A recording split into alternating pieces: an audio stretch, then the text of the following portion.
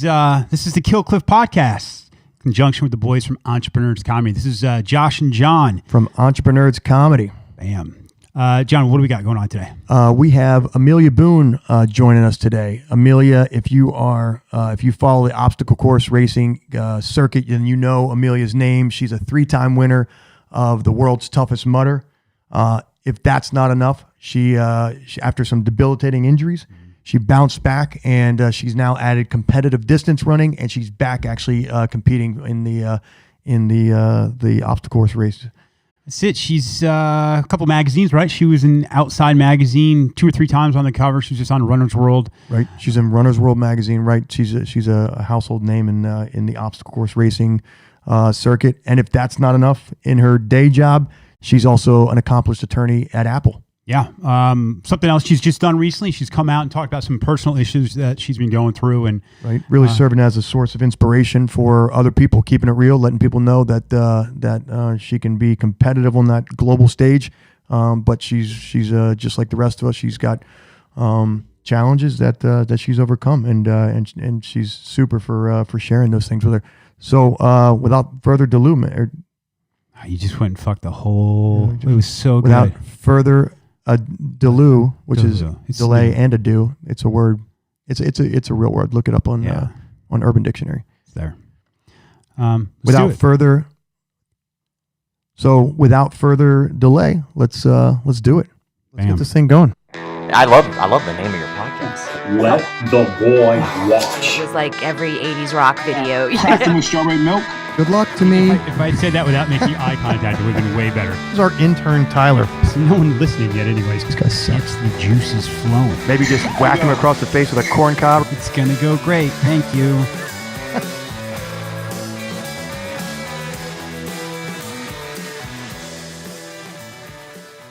All right. We are here with Amelia Boone. Thanks for joining us, Amelia. Thanks for having me. Great. Thanks for making time for us. Absolutely. So we wanted to pick your brain about a couple different things, and kind of the point of our podcast is to have successful people on, kind of inspirational people, but do something a little different than we would do, or you would do in a normal podcast. We want to talk about some of maybe the stories that are coming up, and we like to try and find a little bit of humor and everything as well. So if you're cool with that, that's the direction we're going to head. Absolutely. Let's do it. Okay. So your story, I kind of want to walk back from the beginning. You were not an extreme athlete in high school, right? No, I was not. And we're not just like some sort of physical specimen that was just like, I can get up in the morning and go run 100 miles and it doesn't bother me, right?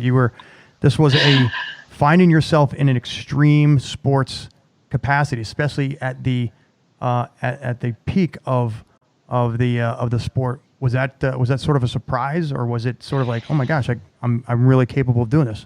Yeah, I think it was a surprise definitely at the beginning to me, but then if I kind of like look back on myself as a kid and how I was just growing up, I don't think it really surprised anyone, anyone who knew me, mainly because I was an athletic kid, and especially when I was like younger, probably like pre-high school, and I was playing on all types of club teams and playing soccer and softball. And the one thing, I was decent. I wasn't like really, really good, but the one advantage I had was that we would go play tournaments, and like by the end of the day, I would still be running around like fresh as a daisy, and all the other kids were just like dying. So the coaches knew that they could put me in like in those final games, and I would still just run up and down the field with like tons of energy. So there were probably clues that I was more geared towards an endurance side, but nothing that I really found out until I was 28 years old or so, I guess. So that ability to just kind of suffer, that's just something you've always had your entire life. Yeah, I think that it's just that kind of like I was very, very slow to start, always very slow to start. And like, I don't really get in my groove until like later on. And so I think that, that's just been kind of a pattern. When you're running. When I'm running and in anything really, it's like right out of the gate. And, it takes me a while to find my groove. Did your parents put you on like one of those dog runs, like where they had like a collar, you had like a, and they just told you to run, and that would have been like, that was like your first clue that you're like, I have a lot of energy. Yeah, that would have been innovative, I'm sure. Yeah. Also a clue, you're like, I have a lot of energy. Right. So we read that your first race that you did was 2012, correct? 11, I think. 2011. Yeah. Okay. Yeah. And then was it, how long after your first race were you at that high level or competing in say the toughest mudder? My second race, I think. You know, the logical progression Right. from race 1 to world competition. Correct. Because, I ran a Tough Mudder, which was 10 miles long. Mm-hmm. And then I got an invitation to run the first world's toughest Mudder, which was 24 hours long. And given that the furthest that I had ever run in my life was 10 miles, signing up for a 24-hour race was totally the reasonable thing to do. Right. So I did it. And I'm sure you give good counsel to your clients. You know, this is a good next progression. Exactly. So you do the first race. Did you completely dominate the first race? Like, how do you get an invitation? How do you get an invitation? Yeah, right. At that point, they told people that they were selecting like the top of the top from Tough Mudder races. But here's the thing: Tough Mudder didn't have chips to time people. So what it really was, honor system. They literally sent out the invite, I think, to anybody. They said everybody qualified, and we were just the idiots that were dumb enough to sign up. I mean, it was brilliant on their part. Let's be totally honest. We all fell for it. Those of us who decided, they were like, "Oh, we qualified," even though there are no timing chips. So yeah. So leading up to this, you had never done anything. What was the furthest race you've done prior to that? I ran a half marathon. So you went from a half marathon to a 24-hour race. Yes. Including obstacles. Yeah. Like I said, zero business being out there. But it seemed to work. I don't know. It seemed to be the path that I should take. Go big or go home, I guess. Yeah. Yeah. And at the time, you're already out of law school. You're working full time, right? Yeah. Yeah. And are you just like, hey, you know what? I'm gonna get up in the morning and start like just hammering it and getting after this race so I can compete on a world stage? I guess I had always kind of like worked out to quote unquote stay in shape. I didn't really know what it meant. I didn't really have a goal. But actually like signing up for this actually gave me kind of suddenly I saw training to be something more than just like, I should, be active because it's the healthy thing to do. Right. And so it gave me kind of a sense of peace and like a motivation and a reason and a purpose. So yeah, it was like, I didn't really like increase my training that much. I just had kind of more of a focus of what I wanted to do. So you do one race, you go right to Worlds, and how does that work out? Yeah, are you paying your own way at this point? Like you said you rounded up. Oh yeah. Yeah. I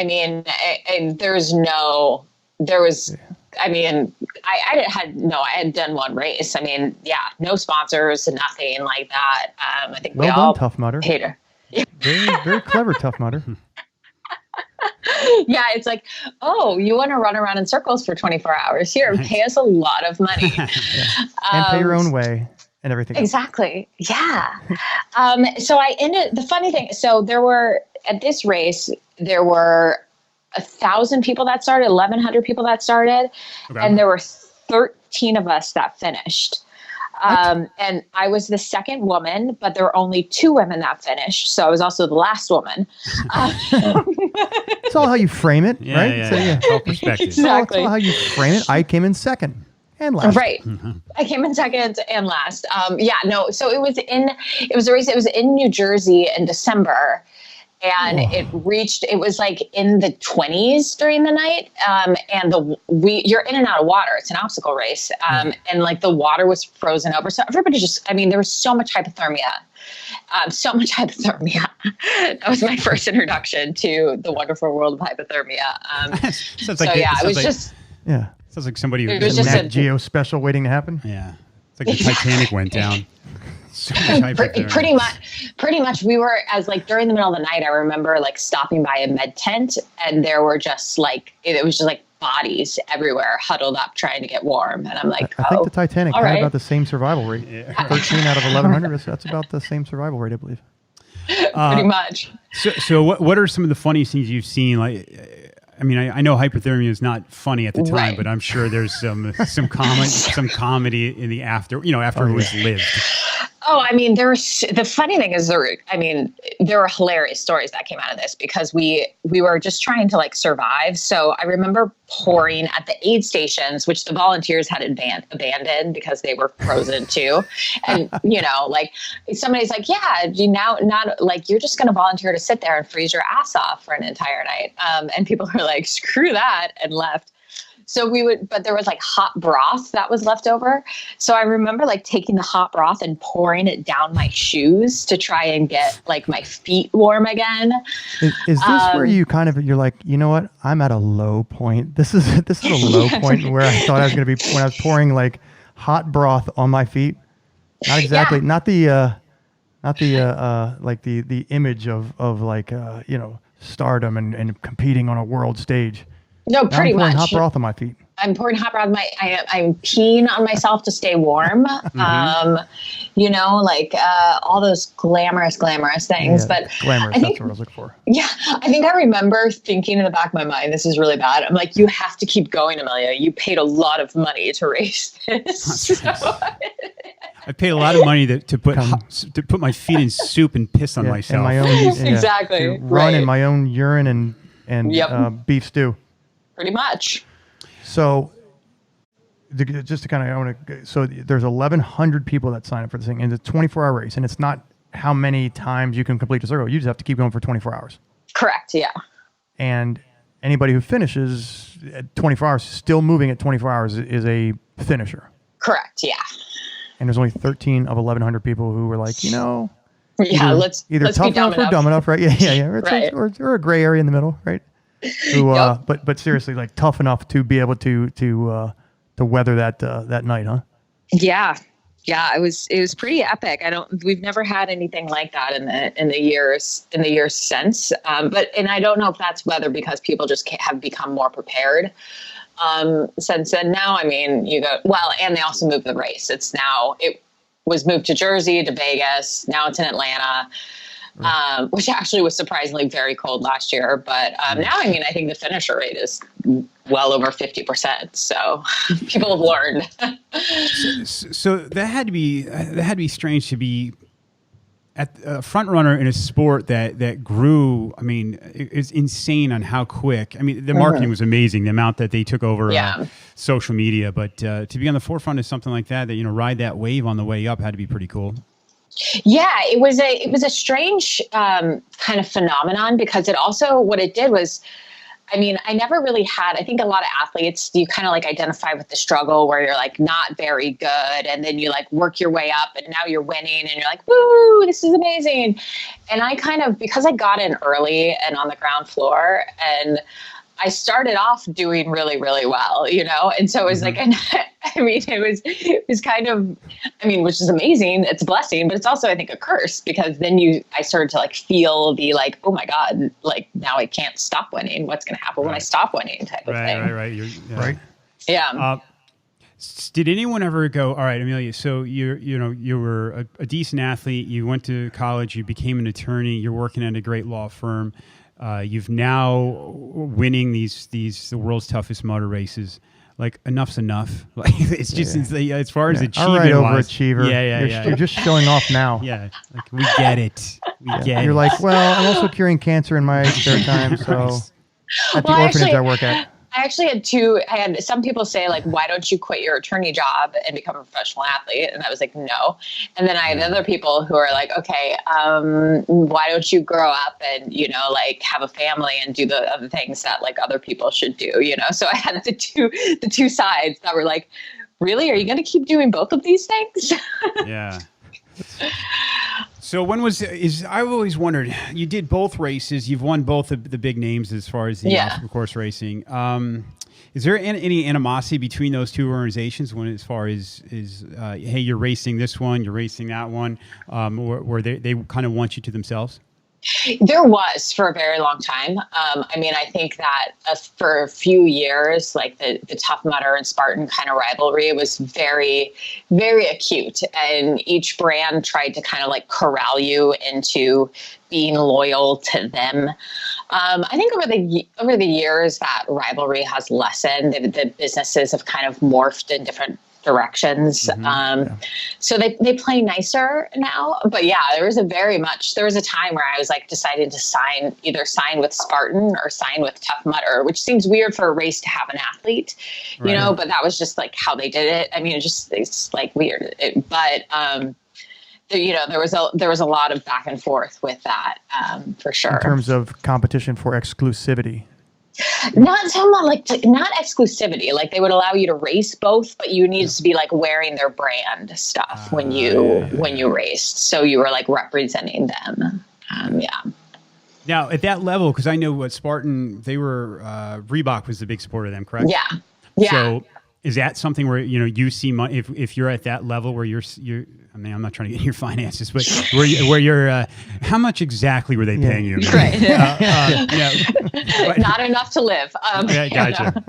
Because that's where I actually was first saw you. Who was on TV? Where I was with my wife and kids were watching the Spartan race, and I always remember.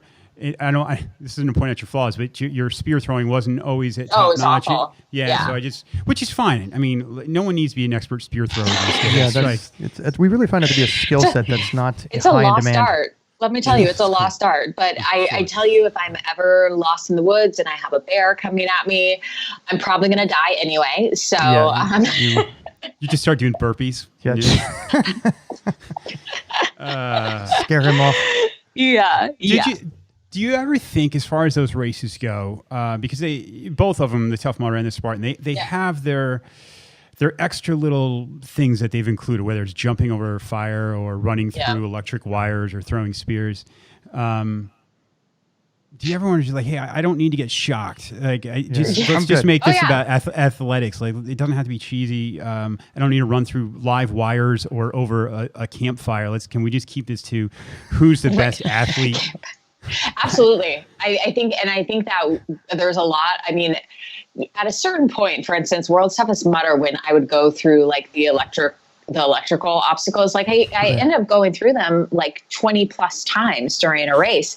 You start to get like really, really scared of them. You'd think it would get easier, but like you get hit really hard.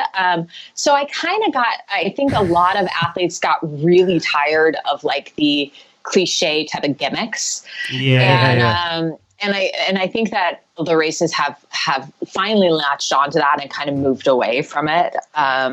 You start to become like Pavlov's dog, right? You just see them. Yeah. Oh yeah. I mean, I see like an electrical obstacle now, and I'm like, nope. Done that way too many times.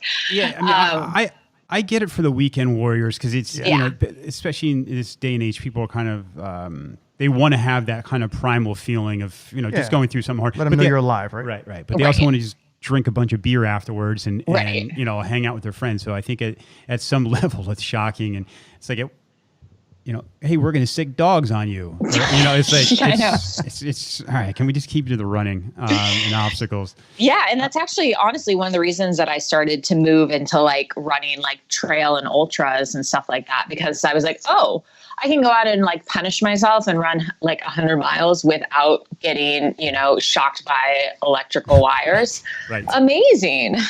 Yeah. Okay, so since then, let's before we get into the other stuff, let's talk about some of the injuries that maybe you've incurred along the way. Right. So we know. Yeah, I read the Runner's World article about breaking your femur. Yes. And then you healed from that. So kind of walk us through that and how you and I read the quotes in the Runner's World article talked about. And I don't want to just talk about the injury. I want to talk about like sort of that other shit that happens with it, like when you talked about people on the internet, like thank God the interweb came to your came to your aid to question everything you do in your life. Are you getting enough calcium in your bones? Should you really be running at this age? So kind of talk about the injury, and then we want to kind of get into just some of the hilarity of being on a, being on a national stage, or at least being in the public forum where, where thankfully everybody comes from their mom's basement to type in some, clearly, some everyone aid is for you. Everyone is an expert. I never knew there were so many doctors out there. I'll be totally honest. It's pretty incredible. So yes, I broke my femur. It was a stress fracture that ended up like spiraling into like a full fracture in 2016. And then I shortly thereafter also broke my sacrum. So it was kind of like a 1-2 whammy.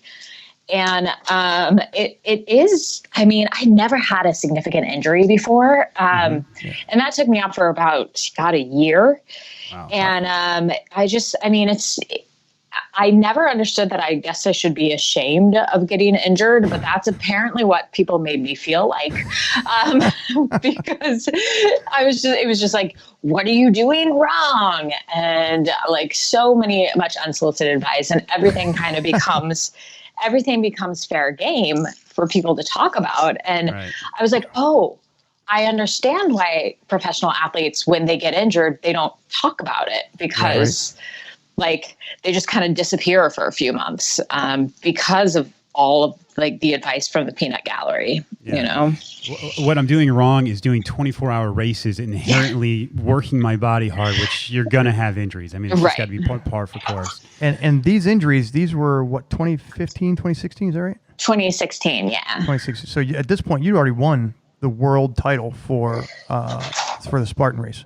Correct. Yeah. So I had, to be honest, at that point, I was pretty much like thinking, I'm like, maybe I'm done with all of this stuff. But then it was like, then I got injured and I was like, nope, not done, because now you've taken it away from me. So now I want to come back. Right. So as far as the racing goes, you started to transition over, what I've read is you're looking at doing some more of the long distance trail running, correct? Yeah. So that's what I started to like transition to, for sure. And is there a reason for it? Are you like, is it just like, the obstacle? Because I've done it and I've already peaked I've been the best of the best, or is it just looking for a transition? Is it because you're like, I'm now in my 30s and I need to take something less hardcore in my body? What's the point? I actually think it's probably worse for your body. I'll be totally honest, because you're just running instead of doing other things. To me, I've just figured out that I always kind of thrive on challenge. And I kind of like, I got into obstacle racing because it was this unknown challenge and I didn't know if I could do it. And then I kind of figured out that I could do it and I was pretty good at it. But it just stopped kind of appealing to me in the same way. And so I was like, what's the next stupid thing that I can do? Not stupid, but, incredible challenge that I can take on. So for me, it's about keeping things fresh, and so I see that some race that I seem so out of my grasp and I'm like, yeah, that's it. That's what I want to do. So that was kind of the reason. I'm sorry. I was going to say, I read in one of the articles, then you got on the podium 50 times over the course of 5 years of doing obstacle course racing. Is that right? Yeah, I think until 2015 in all the races, I never missed a podium. So I'd never, I had always gotten first, second, or third for all of my races. I got to ask, any one particular, obviously your first world championship, probably pretty cool. Any one stand out to you just because of how it was a ball breaker race? Or is there something in a race that stands out when you get on the podium and you're like, no one will ever know how hard I worked for, or how much pain I was in, or I don't know, I lost off the course or something? The 2014 World's Toughest Mudder was shitstorm. There was literally a massive sandstorm. We were in Vegas, outside of Vegas, at this lake Las Vegas. And there was a massive sandstorm that happened during the middle of the night. And the obstacles started blowing over. They literally, you turned around and an obstacle was gone. And I think it's so hard to describe and to convey how absolutely miserable it was. But for some reason, I think that still goes down as my favorite. I from stuff I've listened to leading up to this, we listened to the Tim Ferriss podcast and talking about some of the even the physical therapy things that cause a lot of pain, and your reaction to it is not the normal person's reaction. Yes. The fact that you kind of enjoyed it a little bit, which is it's not the norm. I'm curious about your private side, as far as not private, but your other work, your actual 9-to-5 job. Yeah, right. Are you ever in the middle of it where you're in a meeting and maybe somebody's getting a little snooty and you're like, do you have any idea how much pain I can take? You have no idea who you're talking to right now. It's just such a different form of pain. Right. So I remember, I'll be totally, so before I worked at Apple, I was at a law firm, a very large law firm for about 6 years. And, people hear horror stories of being an associate at a law firm, and it is a very grueling type of existence. But there would be times when I would be pulling all-nighters in my office. And I remember just like being like, I can't stay awake another minute. I was like, how can I run for an entire night? But then it like stick me behind a desk for an all-nighter, and I'm just a baby. I'm like, I can't do it anymore. I just can't do it. It's just like a different form of torture. Are you ever sitting in any legal briefs and you're just like, hey guys, you know what? I'm just going to knock out a couple 8-count bodybuilders while you guys are doing this. Just continue talking about sales forecasts and ongoing court cases. You know what? I'm just gonna do some crunches over here in the corner.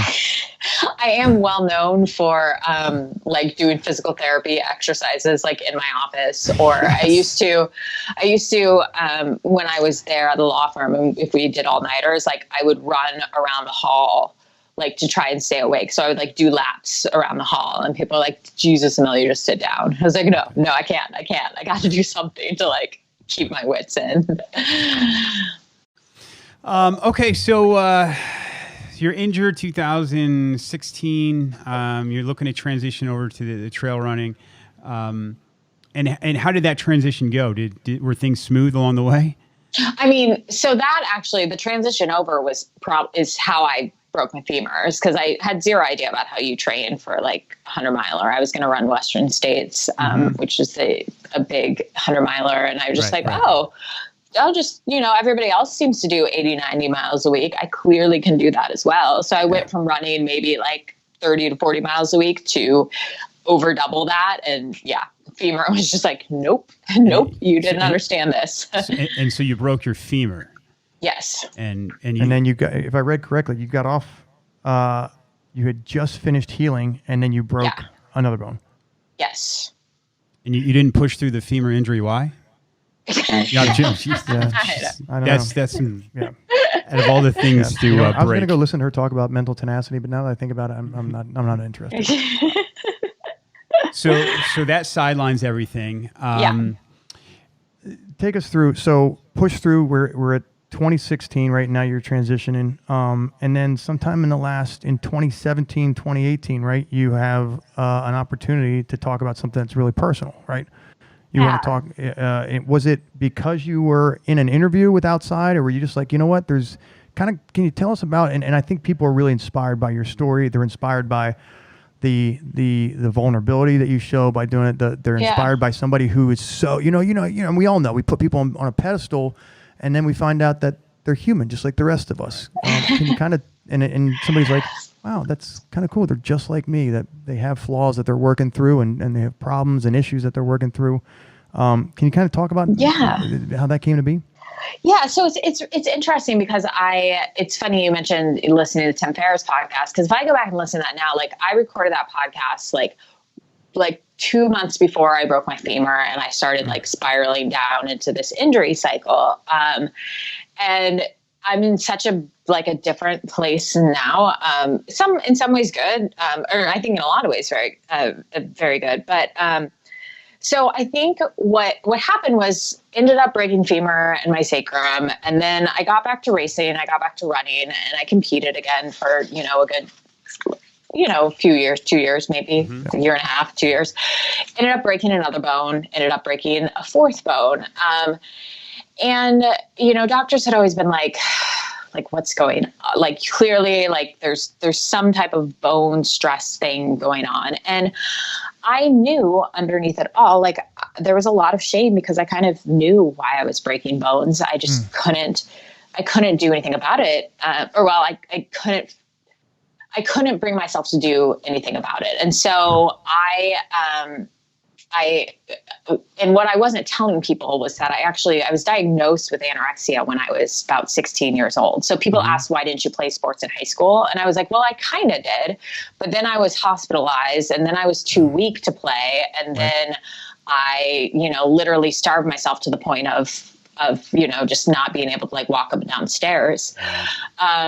And I thought that it was kind of in my past, and I thought that actually when I got into sports, and I did well, like I went through treatment back in high school and everything like that. And then by the time I graduated law school and by the time I started doing like the obstacle racing, I thought I just kind of had it managed, like it's kind of the monkey on my back that I kind of had to think about every once in a while. But like for the most part, I was doing okay. And then I started doing really well in sport and I started winning races and I started performing really well. And I was like, well, clearly I don't have a problem because I'm doing really well. Right. But I think, the thing is you can kind of delude yourself as long as things are going well. And I kind of realized with 4 broken bones in a span of 3 years, like there was something that was not going well. And I kind of had to take a hard look at myself and say, my relationship with food is still not what it should be. And so this past winter, I made a decision to go into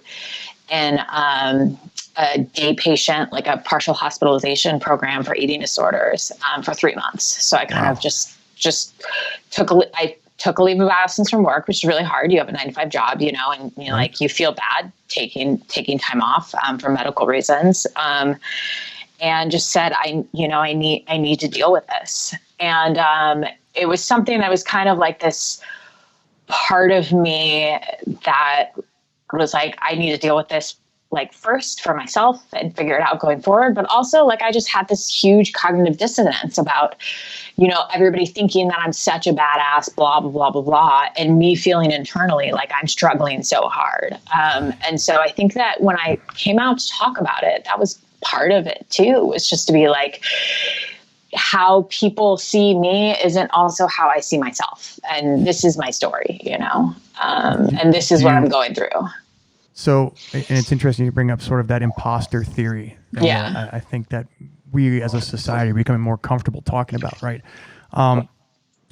Do you find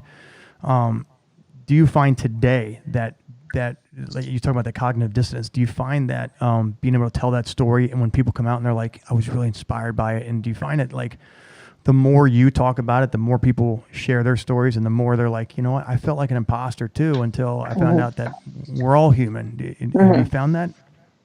Absolutely. And I think that the more that I've been blown away by the number, how people respond and saying, like, I don't, for instance, in a lot of things, like they would say like, I don't have issues with food, but I struggle with X, Y, and Z. And what I've really kind of realized is that like, the food for me was just my weapon of choice in terms of a coping mechanism, and it can be a plethora of things for other people, whether it's drugs or alcohol or just anything like that. And so, but it's the common language of that, of that shared struggle that people really kind of relate to, so necessarily how it manifests doesn't matter.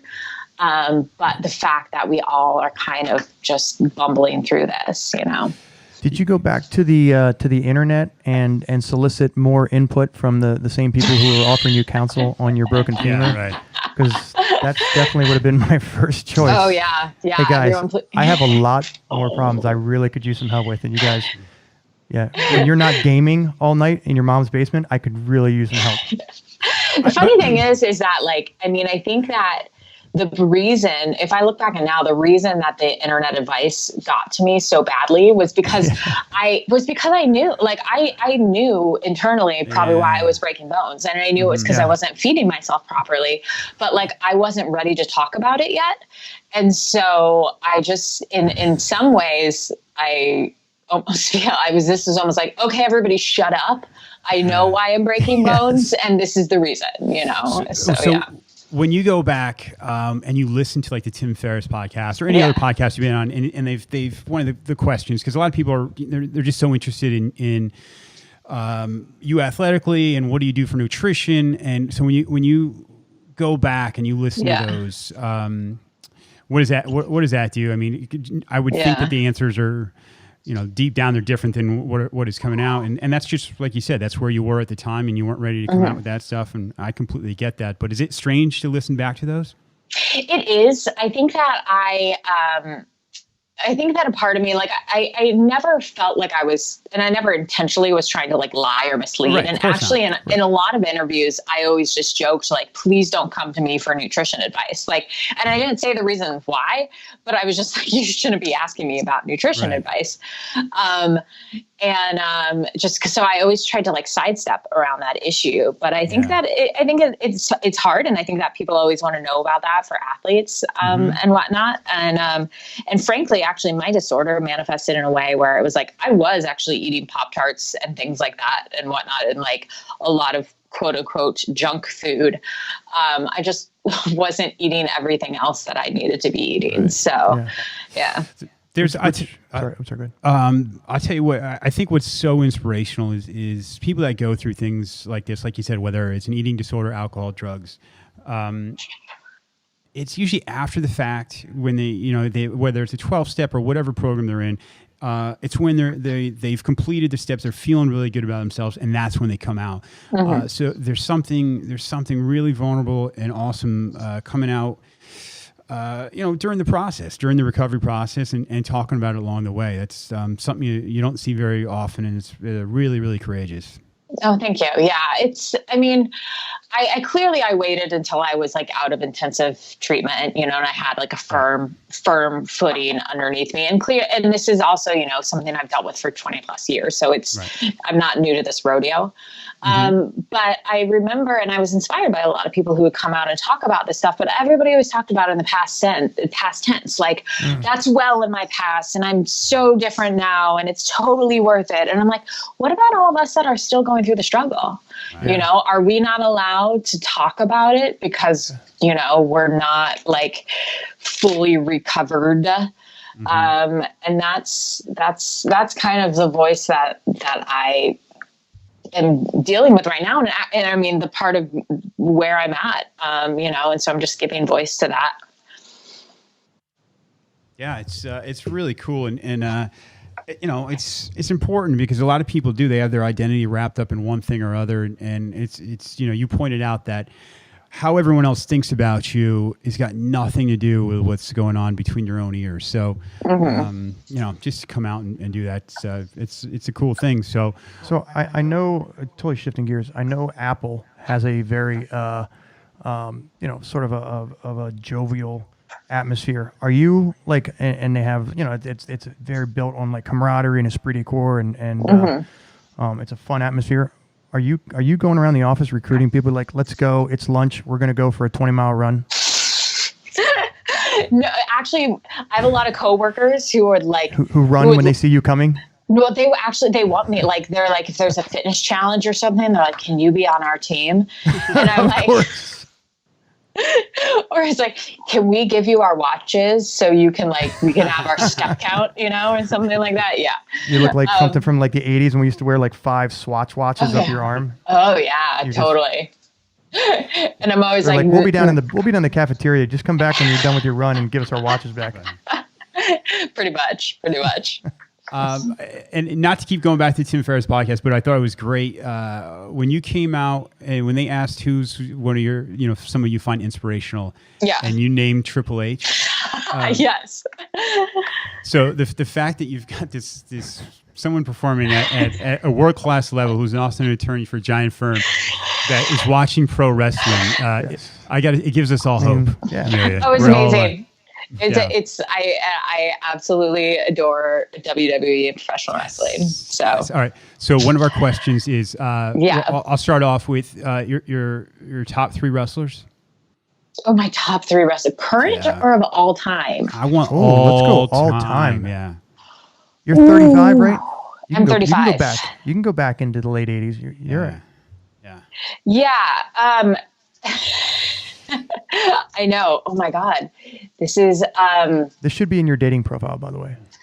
Top 3 that wrestlers. actually. Okay, so P.D. Williams is actually one of my favorites that people don't know very much. His finisher was the Canadian Destroyer, he's a phenomenal athlete. So that's a name that doesn't actually come up as much, but is a wrestler that I have always loved. Your social media following is going to just go through the roof when people know that a lawyer for Apple knows the finishing move for some obscure wrestler, WWE wrestler. Yeah, they're going to be like, that's. If anyone, your followership just went through the roof. If anyone thought you were a fake wrestling fan, I think you just proved them wrong. People are like, who? They're like, say his finishing move and actually give it the correct name. I always liked high flyers too, so I always kind of liked like the lucha style of wrestling. Right. Yes. So one of the current greatest. You're just laughing at me. This is great. This is great. This is great. This is exactly what. As comedians, this is the kind of stuff. This is what we want to talk about. I mean, yeah, you're a lawyer, you're an ultra-marathoner, like a great racer. Right. Come on, this is really what we came to talk about was who are your top 3 wrestlers? Well, and so I always Rob Van Dam. I always love Rob Van Dam because the dude. Have you seen him do the splits? Like, I mean, and just like the flexibility. And I'm like, I can't. What? Yeah. Like what? Yeah, athleticism of some big guys, right, is just unbelievable. Hands down, the coolest bump that I have ever seen that I watch over and over and over again is when Mick Foley as Mankind, I think it was Hell in a Cell, like literally jumped off of the top of the cell through a table and somehow walked away. Yeah, but he walked away, but I'm pretty sure he was pretty broken after that. Yeah. And Mick Foley was the exception to the rule. I mean, that guy beat his body beyond anything that another human being can be expected to do. I mean, if you look back, because like way back in the day when they were doing tax and everything like that, and I mean, it's gotten, and just like all of the finishers that have now been like pile driver and things like that have now been banned and whatnot. But yeah. Who knew? Who knew that the tax and the actual real steel metal or the metal chair was actually going to cause long-term brain damage? Yeah, there was just an article on that about the steel chair and what it is they think might be doing to somebody's brain, as if you, as if they needed their internet doctor. Yeah, as if medical science hasn't already proven that. Right. Well, it's really funny because if you go, so I go to as many live shows as possible, and try and figure out how they're not hurting each other. And you can tell when they do accidentally hurt each other, and they're like, oh shit, I didn't mean to do that. You know? So it's pretty impressive. And that's really why I love it. Cause people are like, it's not a real sport. And I'm like, the outcomes may be predetermined, but those are hell of athletes. Those athletes are incredible. And how they go on the fly, like when Steve Austin got pile drived and actually, I think broke his neck or right. Yeah.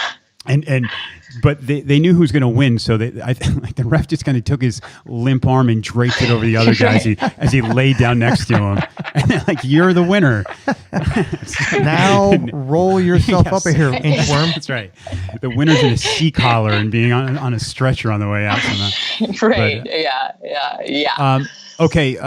If Amelia Boone was a pro wrestler, I need your finishing move. Yeah. Oh, well, so I would have to say, I'm going to go back. It would have to bring back the Canadian Destroyer, but I do actually think it's outlawed or banned. I'm not quite positive though. I would have to look. This is a hypothetical world anyway we're dealing in. Pretend we're performing in Quebec, where I think that move is still allowed. Okay, and we'll finish the last wrestling question. Your wrestling name. What would it be? Okay, this is really sad because people have asked me this before and I've always come up blank. I don't have one. I know. We're gonna edit that out. I know. Call back in and we'll edit that in. I think I would have to crowdsource it. People would, and I actually would take suggestions from folks about what my wrestling name should be because I don't know. I don't like naming myself. I would need to be named by somebody else, I guess. Yeah, like a pet. Right. Yeah, like a new kitten. I was all excited that we were getting you the first time on the wrestling name, but I know. Well, it's disappointing. I know. Sorry to dampen the whole interview. Jeez. Yeah, I don't even know where to go from there. Yeah. Okay. So what's next? Yeah, that's a same question. What's next? Well, I have a meeting in a few minutes. Let's see. Yeah, no, literally, we want to know the schedule for your day. Right, exactly. Right. And I've got lunch. Yeah, I mean, what's next to me is really just I'm looking at some more different types of races that are kind of out there and fun. Doing some long ultras, just getting back to just trying to do some strange and fun things with strange folks. So also looking to get into swim run. Have you guys heard of Otello Race? So basically it's like you swim in your shoes and things like that across the ocean, and then you run for a bit, then you jump back in the ocean and swim again, then you run some more. It's pretty crazy too. So we'll see. I've got a lot of strange things out there to do that I'm excited to tackle. Cool. Do you call your mom and run these ideas past her, or do you usually you tell her afterwards? Hey, Mom, I broke my femur. By the way, I'm going to become an ultra marathoner. I completely lied to I used to lie to my parents about what I was doing. And then they figured it out and they were like, what? And now they just don't worry anymore because they know that somehow I'll extract myself alive. Yes. Okay, I think, Amelia, we're going to let you go. We really appreciate you spending the time with us. Absolutely. Enjoy that. That's it. Have a good one. And we will hopefully see you at some crazy, strange event that hopefully doesn't have live wires. Looking for your wrestling Excellent. name and the finishing move. Right. I'll work on that. Amelia, thanks so much for your time. Thank you. Bye now. Bye. Thanks, everybody. That's it for us from the Kill Clip Podcast. Josh and John from Entreprenerds Comedy. Thanks again to Amelia Boone for coming on. Make sure you guys check her out. AmeliaBooneRacing.com. Her Instagram is ARBoone, ARBOONE 11. Thanks again to her. And that's it from us. You guys have a good one.